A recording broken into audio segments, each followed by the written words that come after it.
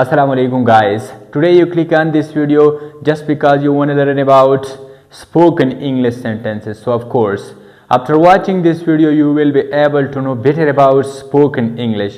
ګرانو کتونکو نن په دې ویډیو باندې تاسو صرف او صرف د دې لپاره کلیک وکړو چې تاسو د سپوکن انګلیش سنټنسز زده کړئ. چېرته چې تاسو ماډل وربس نشئ استعمالولی، چېرته چې تاسو 12 ټینسز نشئ استعمالولی، نو بېشکه هلته مونږ سپوکن انګلیش استعمالو. ګرانو کتونکو پښتو کې مونږ یو خبره کوو، مونږ وایو هر ځای کې د نشو ماحول دی، هر ځای کې د موسیقۍ ماحول دی، هر ځای کې د ویرې ماحول دی، هر ځای کې د تنهایی ماحول دی. ګرانو کتونکو د دې لپاره په انګلیش کې استعمالیږي it is the ambience. it is the ambience مطلب دی ماحول ہے. ماحول ہے څه مطلب دی؟ ماحول دی. د دې لپاره دا نه استعمالیږي it is the environment. it is the environment نه، it is the environment هم دا مطلب دی چې ماحول دی، خو نه دا سپوکن انګلیش دی. د دې لپاره استعمالیږي it is the ambience. it is the ambience مطلب همدغه دی ماحول دی. خو بیا مونږ وایو هر جگه، په هر ځای کې، او یا مونږ وایو جگه جگه، ځای په ځای. نو د هر جگه یعنی د هر ځای لپاره راځي everywhere یعنی हर जगह.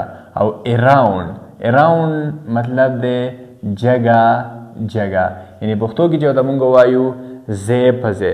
For example कजो में मचे it is the ambience of music around.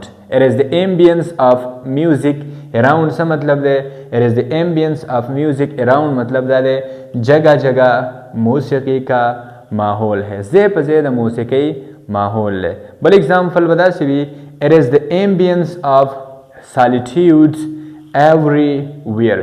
it is the ambience of solitude everywhere सा मतलब दे it is the ambience of solitude everywhere मतलब दा दे چې हर ځای کې د تنهایی माहौल है، हर जगह तन्हाई का माहौल है. ګرانو کتونکو دا صرف د یو دوه اگزامپلز لپاره نه و، تاسو بالکل ویلی شئ هر ځای کې د ویرې ماحول دی. د دې لپاره په انګلیش کې استعمالیږي it is the ambience of fear. it is the ambience of fear او بیا everywhere څه مطلب دی؟ په هر ځای کې. it is the ambience of fear everywhere هر ځای کې د یېرې ماحول دی. تاسو دا هم ویلی شئ it is the ambience of intoxication around ځای په ځای د نشو ماحول دی.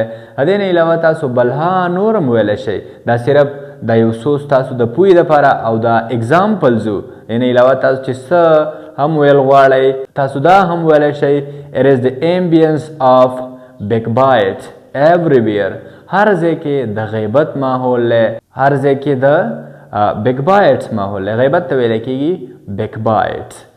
ګرانو کتونکو زه امید لرم چې تاسو به په دې باندې پوه شوي. څومره چې هم تاسو په دې باندې پریکټس کوئ دومره به ستاسو انګلیش امپروف کېږي، دومره به ستاسو سپیکینګ پریکټس کېږي او د دې سره سره به ستاسو انګلیش امپروف کېږي. تھینک یو سو مچ. تھینک یو.